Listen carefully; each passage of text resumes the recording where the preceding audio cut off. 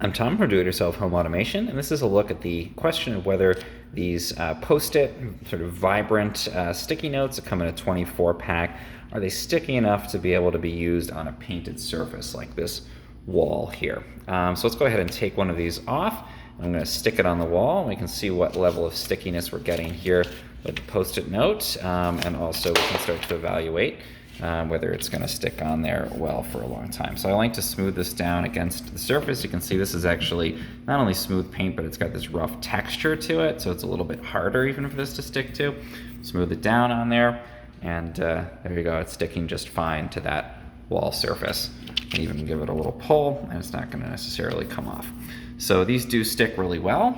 You can stick them to something like that. You can also stick them to a smoother surface. Let's try that. Great, that's on a door, working just fine there too.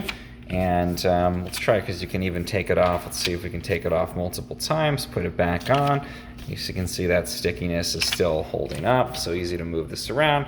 This is the advantage to buying a genuine Post-it product like these packs here. You can take this off. I don't know how many times to put it on the light switch. Yep, that works fine.